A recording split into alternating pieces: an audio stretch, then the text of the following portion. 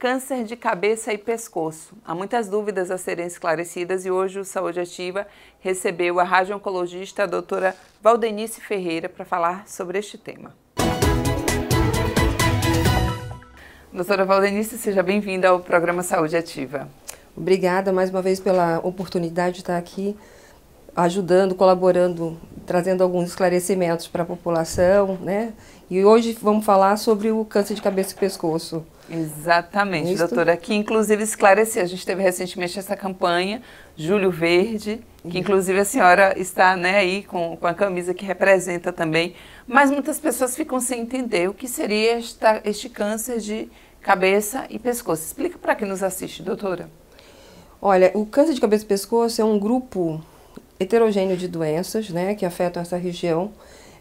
E aí a gente vai poder classificar dependendo do sítio de onde ele se origina, né? Então, assim, os cânceres de cavidade oral, por exemplo, os de faringe, que aí classifica em orofaringe, hipofaringe, nasofaringe, os de cavidade oral, boca, palato, gengiva, língua, a parte mais anterior da língua, os terços mais anterior da língua, os de laringe, certo? Os de tireoide e também os cânceres, e esses cânceres eles podem assumir diversas manifestações, né? Manifestações clínicas, sinais e sintomas. Então, assim, eu posso dizer que o câncer de cabeça e pescoço, ele hoje na nossa população é um terceiro ou quarto mais incidente, né? Logicamente que existem grupos de riscos, e esses grupos de risco geralmente estão ligados aos fatores ambientais, à dieta, a alguns hábitos que o paciente possa vir a desenvolver, e aí ele favorece o aparecimento dos cânceres de cabeça e pescoço. Doutora, dos diversos, primeiro a gente só para retratar e falar um pouquinho dessa campanha que passou, mas que são temas que a gente traz aqui sempre, há campanhas, né, mensais, sempre câncer de próstata, câncer de mama, enfim. Mas isso tem que ser lembrado o ano inteiro. A importância dessa campanha, inclusive o Julho Verde, foi justamente para isso, com o intuito de conscientizar as pessoas para que elas fiquem alertas aos sinais dessas doenças? Sim. O mês de julho, ele foi datado como o mês da conscientização do câncer de cabeça e pescoço, né? Então, durante esse mês, são efetuadas várias campanhas pelos mais diversos profissionais que estão trabalhando e trabalham para cuidar desses pacientes, para orientar esses pacientes. E dia 27 de julho, especificamente, foi o Dia Mundial do Combate ao Câncer de Cabeça e Pescoço. E estendeu-se, então, para o mês todo. É importante que o paciente ou as pessoas que durante esse período, não só durante esse período, mas durante todo o ano, fiquem alerta aos sinais e sintomas que podem ser um indício do câncer de cabeça e pescoço, da origem, né? Eu posso citar aqui que existe uma gama de profissionais que trabalham para ajudar e orientar esses pacientes. Qualquer sinal dentro da boca, ou algo que não melhora em 15 dias, um sintoma, por exemplo, uma rouquidão que não melhora em 15 dias, uma lesão, uma afta que não melhora depois de 15 dias, ou mesmo o aparecimento de um nódulo no pescoço, ele deve levantar suspeita e aí procurar o profissional. Pode começar, inclusive, procurando o seu cirurgião dentista, certo? O seu odontólogo. E aí depois, então, pode ser desencadeada aí toda uma cadeia de profissionais que vão fazer o diagnóstico e o tratamento desses pacientes. Doutora, é porque inclusive de todos esses tipos que a senhora falou, o que eu observo com muita incidência que as pessoas falam que estão tratando, que estão com problema, é o da tireoide.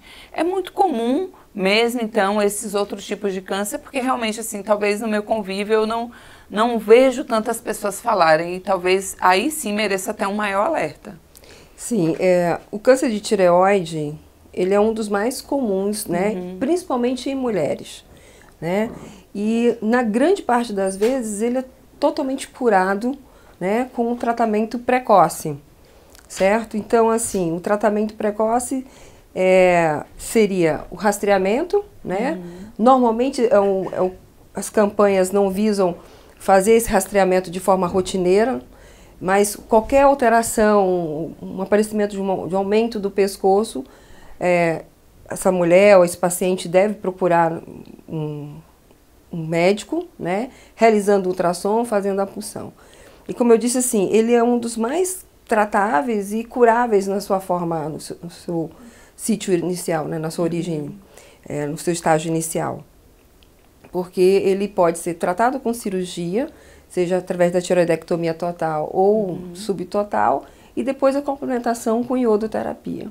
Entendi. Então, as mulheres têm maior incidência nas mulheres, mas também tem uma incidência nos homens, é importante que se diga isso. E por ser mais frequente nas mulheres, a gente costuma ter mulheres com mais queixa de que trataram câncer de tireoide, que retiraram a tireoide. Às vezes aquele nódulozinho que foi percebido num ultrassom de pescoço, né, durante uma avaliação com endócrino, por exemplo, e aí daí surgiu a suspeita e se partiu para o tratamento. Doutora, era justamente isso que eu queria perguntar para a senhora. Além o da tireoide, a senhora até já deu clareou, como diz aí, os nossos pensamentos na questão de já verificar o nódulozinho e ter essa coisa precoce. Os demais, há exames rotineiros também, seriam as ultrassons, que a gente possa fazer para já diagnosticar com antecedência, já iniciar um tratamento para que a gente fique com o problema resolvido? Olha, você imagina assim, que assim, a boa higiene oral é um princípio de que você tem uma boa saúde oral. Não? Então, assim, a busca regular do seu dentista, do seu odontólogo, e na verificação de qualquer alteração na cavidade oral, na mucosa oral, ou mesmo na pele de lábios, ou uma alteração no pescoço, ele deve, então, ser investigado. Né? Então, o paciente que mantém uma boa conduta oral, uma boa higiene oral, ele está, digamos assim, um pouco mais protegido de, ou pelo menos, você fazer o diagnóstico mais precoce, certo? Não existe um exame específico de rastreamento para toda uma população, como, por exemplo, na maioria dos cânceres de próstata, né? Ou a mamografia para os cânceres de mama, né? Mas é a própria busca em si mesmo, né? E, logicamente, mantendo uma regularidade daquele controle daquela saúde oral. Existem hábitos, doutora, eu acho que a senhora que está muito à frente dessa questão, né, oncológica, câncer. Claro que a gente fala muito da atividade física, da alimentação, mas pela sua avaliação no seu dia a dia e pelos estudos que já devem existir, será que existem hábitos nossos que podem até contribuir para o câncer de cabeça e pescoço, doutora, e que a gente pode trabalhar para talvez evitar? O tabagismo, o etilismo é algo que precisa, são dois fatores que precisam ser combatidos e muito bem explicados à população, né? A gente sabe que o paciente que é tabagista, ele tem 3 vezes ou mais chance de vir a desenvolver um câncer nessa região, a cavidade oral, de boca, né? E também de laringe, de faringe, enfim. E quando associa o etilismo, esse sinergismo faz com que essa proporção aumente, né, essa possibilidade aumente. Uma outra coisa que a gente tem que chamar a atenção é o fator de uma boa alimentação. Evitar alguns tipos de alimentos, principalmente aqueles que são muito processados, certo? Porque assim, a gente sabe que a má alimentação pode levar a um quadro de obesidade, por exemplo, né? Um sedentarismo. E a obesidade já ficou mais do que provado, durante inclusive a pandemia da Covid, que é uma doença inflamatória. E qualquer inflamação no nosso corpo pode vir a desencadear uma desregulação dos fatores de crescimento celular, certo? E levar à carcinogênese. Então, e também sabe que a obesidade também está relacionado ao aumento da tolerância à glicose, certo? A hiperinsulinemia, que também pode vir desencadear essa desregulação celular, né? Então, assim, esses fatores, combatendo o tabagismo, o etilismo, estimulando a boa alimentação, estimulando a atividade física, e, logicamente, aquelas campanhas, é importante citar também as campanhas de prevenção contra o HPV, das vacinação contra o HPV. A gente tem visto um aumento exponencial do número de câncer de orofaringe, né? Então, a atividade sexual praticada de forma não protegida, né, pode levar também ao aumento das neoplasias dessa região. Sim, sim. A gente ressalta, né, doutora, porque as pessoas às vezes falam, não, eu preveni o uso anticoncepcional, né, a prevenção do não uso da camisinha. A camisinha, ela é essencial, ela não fala só para você não engravidar, né, para o rapaz não ser papai, mas sim para prevenir doenças que podem ser acometidas para ambas as partes e que podem trazer graves problemas no futuro, né? Então, é necessário a gente sempre reforçar isso. Pelo que a senhora fez análise, doutora, então, do uso do cigarro, enfim, obesidade e tudo mais, então a gente pode dizer que o câncer cabeça-pescoço, ela acomete muito mais pessoas da adolescência para a fase adulta, isso não é observado em crianças, em jovens, pela sua análise. Assim, a faixa de mais acometimento é justamente depois que você tem uma exposição maior àquele elemento, né? Então, assim, ao fumo, ao etilismo. Então, assim, aquele adolescente, aquela pessoa que começa a fumar desde cedo, né? Então, quanto maior o tempo de exposição, a chance vai aumentando de você vir a desenvolver uma neoplasia, né? Daquele hábito, aquele vício ser deletério. Então, a faixa mais ou menos é em torno de seus 40, 60, 50 anos ali nessa faixa, né? É lógico que a gente vê também pacientes bem mais idosos, certo? Então, quanto mais cedo, mais precoce você começa o hábito, mais cedo você pode vir manifestar um problema, certo? A gente falou aí de pessoas que praticam alguma coisa que pode acometer a doença, mas é perceptível também uma análise de um problema que seja hereditário, o pai ou a mãe teve, o filho pode acabar tendo, como os demais cânceres, né, doutora? Que a gente também observa, eu tenho um caso de câncer recente na família, os médicos alertam para que as pessoas de primeiro grau fiquem mais atentas e façam exames com frequência. Sim. Principalmente quando a gente... Vou citar um exemplo clássico aqui, que são os cânceres de tireoide. Né? Então, tireoide, assim, se você não for exposto à radiação, não tem história prévia de exposição à radiação ou ao iodo, né? Se você não tem histórico de nenhuma outra lesão que possa predispor à formação, a origem do câncer de tireoide, os cânceres de tireoide, principalmente alguns tipos, os tipos medulares, eles têm uma relação familiar bastante importante. E os outros, né, os que mais incidentes, que são os papilíferos e os foliculares, a mulher pode vir a desenvolver, ou o homem pode vir a desenvolver, independente de ter sido exposto a algum fator externo, algum fator ambiental. Né? Então, por isso o cuidado tem que ser aquela consulta rotineira, aquele check-up no seu endócrino, no seu clínico, muitas vezes verificando, fazendo um exame de ultrassom durante essas consultas, né? E se tiver um nódulo já ser puncionado, é importante. E existem também algumas neoplasias de cabeça e pescoço que não têm relação com esses antígenos, com esses fatores ambientais, como tabagismo, etilismo, por exemplo. Mas geralmente a gente está falando de tipos celulares não epidermoides, né? Podem sim, o paciente vir a desenvolver essa neoplasia e ele ser um tipo histológico diferente, esse tipo não epidermoide, né? Como por exemplo os linfoepiteliomas, né? Que não tem relação estrita com tabagismo ou etilismo. Certo? Doutora, tem muita coisa ainda a ser esclarecida. A gente vai agora para o breve intervalo e já voltamos e vocês fiquem conosco.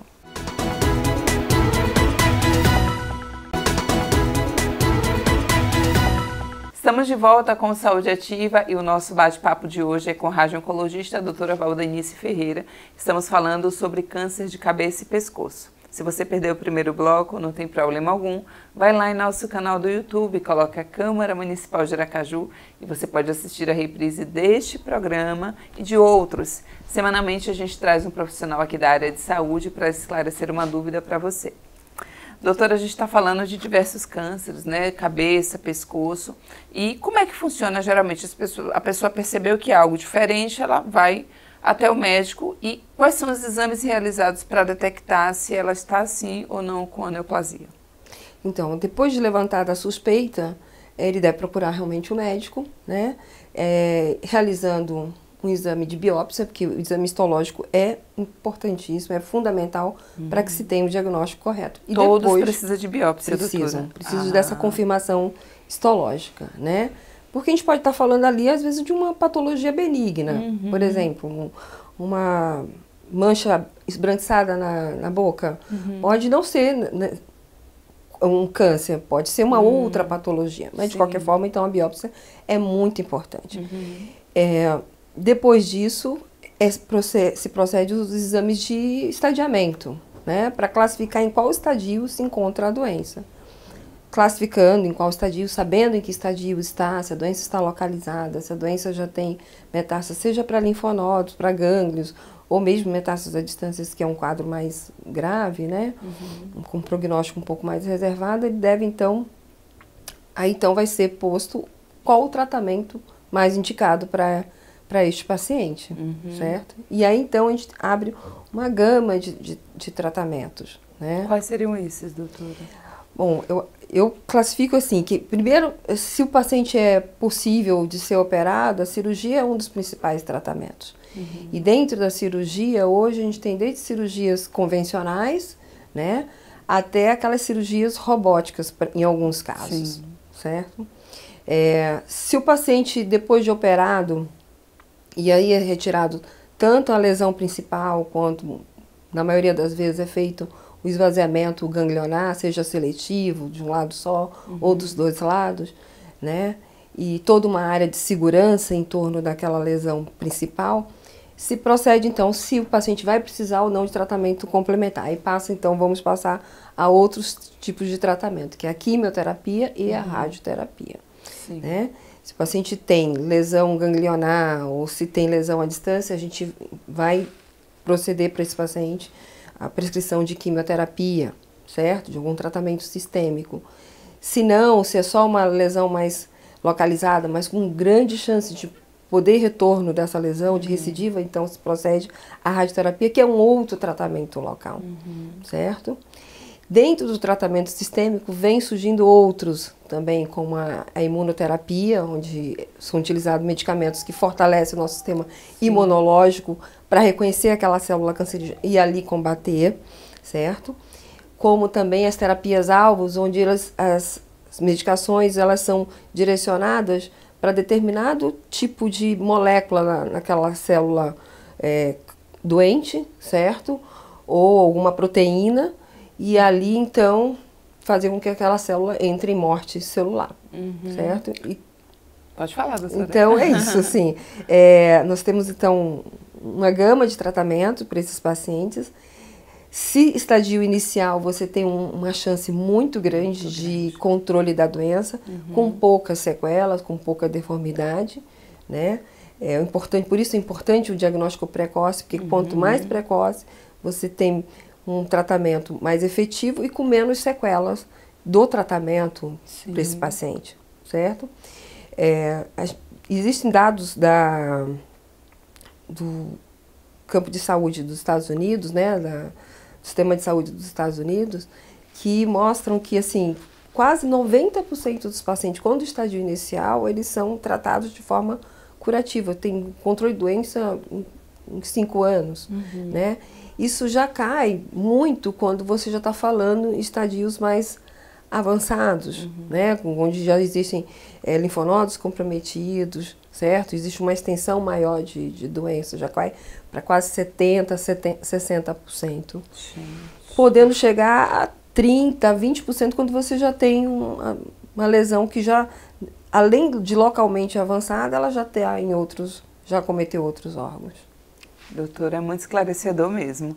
A gente só vai dar um breve intervalozinho, na verdade. Vamos passar um vídeo agora do Dr. Drauzio Varella, porque muitas pessoas acabam se perguntando, eu falo sozinha, isso é normal, é bacana? Pode ser normal, muitas pessoas acabam falando sozinhas, mas tem que fazer uma análise, porque pode se tornar uma coisa séria e você precisa de ajuda médica. Então, assista aí o vídeo. É normal falar sozinho? Olha, eu acho que sim. Muita gente fala sozinho. Às vezes pode causar constrangimento.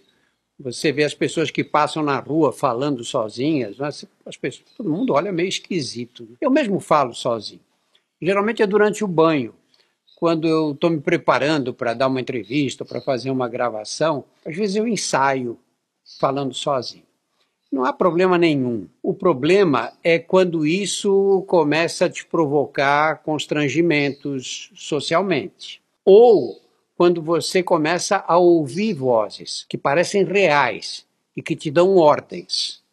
Se você apresentar esse tipo de sintoma, procura um psiquiatra para fazer uma avaliação. Doutora, a gente está falando aí sobre tratamentos e eu percebi que a senhora falou no começo sobre, a gente vai avaliar se são tratamentos individuais mesmo, né? Porque o meu vizinho teve o mesmo problema, fez isso que eu vou fazer. Essa análise, inclusive cirúrgica, ela vai depender de problemas de saúde da pessoa, de idade, tudo isso há uma pontuação, análise de como é que a pessoa está naquele momento, do histórico também de saúde dela, né, doutora? Com certeza, sim. Dependendo se o paciente tem comorbidades importantes ou se ele tem uma impossibilidade cirúrgica, né, e a cirurgia é uma cirurgia de grande porte, muitas vezes esse paciente, então, ele vai ser conduzido para um tratamento não cirúrgico, um tratamento, digamos, mais conservador, com rádio e quimioterapia na grande parte das vezes. Se ele não é um paciente que mesmo com esse tratamento conservador, a quimioterapia não é indicada por questões clínicas, médicas, né, que contraindicam, ou ele não vai ter uma performance para poder prosseguir com o tratamento sistêmico, então apenas a radioterapia é indicada. Entendi. Né? A senhora falou aí sobre cura. Então, a probabilidade das pessoas que fazem o diagnóstico precoce da doença, de elas estarem curadas, né, após um tempo que faz essa análise. Então, há uma cura, talvez nesses casos. E nos casos que talvez sejam mais graves, estão avançados, doutora, há uma cura, seria um paliativo para a vida dessa pessoa? Como é que se analisa? Em casos muito avançados, a gente vai selecionando os casos, lógicos, né, como você citou. Cada caso é avaliado individualmente, né? Não existe uma análise geral para todos, mas a gente pode dizer assim que em casos mais avançados a gente busca dar uma melhor qualidade de vida para aquele paciente, certo? Oferecer um tratamento que tire os sintomas, os principais sintomas que estão causando dor, sangramento, sofrimento àquele paciente. Então, é sempre buscando ali uma melhora da qualidade de vida para o paciente, certo? Mas, graças a Deus, eu acho que essas campanhas vêm surtindo efeito ao longo dos anos. Hoje a gente pode contar, inclusive, com uma rede de apoio muito grande, inclusive no sistema público de saúde. É importante falar que a gente está falando aqui de neoplasias que afetam uma faixa da população muito carente, na grande maioria das vezes, certo? Que não tem acesso ao serviço de saúde de forma rápida, de forma eficiente, mas nos últimos anos esse quadro vem se alterando, né? Vem se modificando, graças a Deus.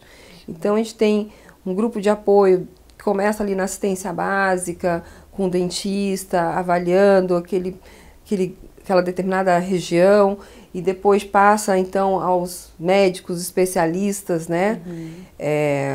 Que aí a gente temos aqui o Hospital João Alves Filho, o USE, temos ali o Hospital Universitário, todos eles buscando ajudar essa população a chegar ao diagnóstico mais precoce. E assim, logicamente, a gente tem um controle de doença, uma cura para esses pacientes, né? Doutora, essas pessoas que são curadas, né, que fazem uma análise depois, tá tudo bem, não voltou, elas levam uma vida normal, vamos dizer assim, há limitações, precisam evitar determinadas coisas, geralmente a vida continua normal ou precisa mudar algo nesse caminho aí? Sim, é preciso modificar alguns hábitos de vida, logicamente, inclusive durante o tratamento a gente reforça que o paciente pare completamente de fumar, de ingerir bebida alcoólica, ter uma alimentação mais rica em nutrientes, né? Proteína. E dependendo do tratamento que é feito, dependendo do estadio que foi realizado esse tratamento, o paciente pode vir a desenvolver algumas sequelas, né? Então, uma das principais sequelas que os pacientes reclamam, assim, existem as deformidades cirúrgicas, né, as sequelas cirúrgicas, né? Então, aí mais uma vez importante ter os grupos de apoio. A equipe da fonoaudiologia, a equipe da nutrição trabalhando junto, o odontólogo, certo? Para reabilitar esse paciente, para ele voltar a ter uma vida mais próximo de antes do normal. Sim, sim. E pós-radioterapia, muitos pacientes vêm a reclamar e ficam com essa sequela de forma um pouco mais persistente, que é a salivação mais seca, né? A boca Sim. seca, certo? E, logicamente, essa mucosa, ela está mais friável, está mais, digamos, fragilizada. Friável não, mais fragilizada. Então, precisa ter cuidado com a sua alimentação a partir daquele momento também. Então, assim, existem sequelas que são originadas do tratamento, né? E que o paciente vai passar por processo de reabilitação para voltar ou tentar voltar à vida mais próxima ao normal possível. Entendi. Doutora, a gente pode falar então que é uma doença que sim, como qualquer outro tipo de câncer, né? Ele pode sim levar a óbito. Sim, infelizmente, né? Seja pelo avanço local da doença, pelo avanço sistêmico, o fato de desnutrição, sangramento, sim, pode. Infecções, né? A gente falou, a senhora falou aí sobre essa questão do multidisciplinar, né? E até recentemente, eu acho que muitas pessoas, eu tinha há um tempo atrás, antes inclusive de falar com tantos médicos, a ideia de que quando a pessoa detectava um tipo de câncer, por exemplo, o tratamento dela era único e exclusivo com aquele médico. O oncologista que vai tratar. Na verdade, é todo um cuidado de uma equipe, né, doutora? É importante a gente ressaltar isso, porque muitas pessoas não sabem. Como a senhora falou, psicólogo, porque você descobrir que está com câncer, seja em que região for do corpo, há uma preocupação aí, a gente só pensa, né? Não pensa positivo o tempo todo, a alimentação, então reforça para as pessoas, é uma equipe que trabalha com aquele paciente. Sim, como eu costumo dizer que é a nossa rede de apoio, né?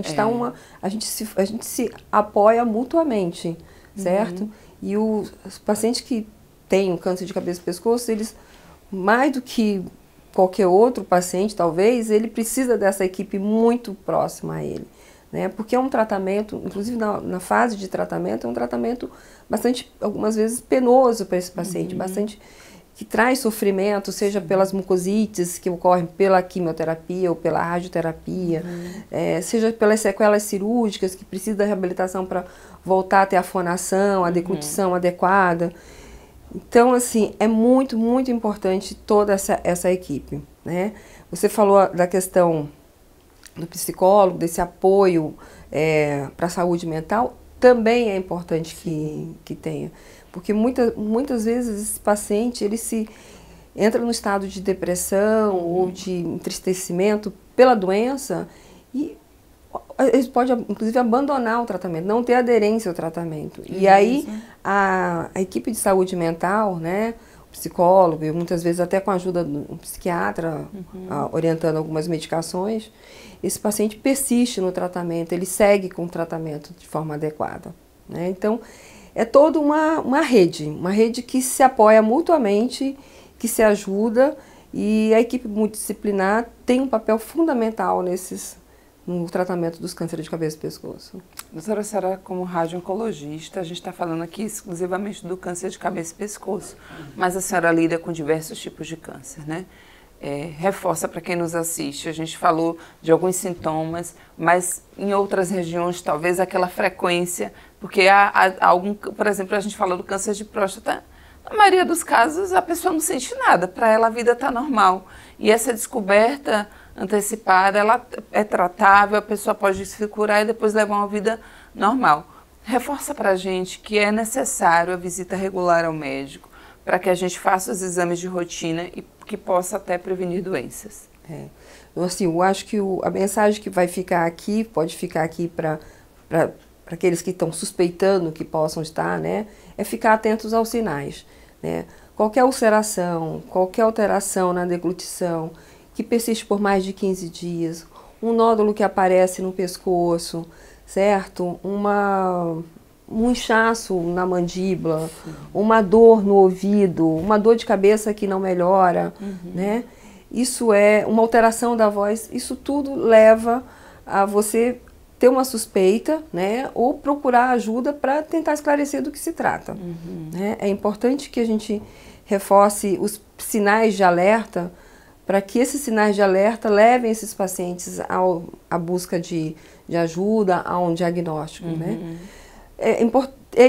Como você disse assim, olha, não é um câncer tão frequente, assim, que você se depara a toda hora, né?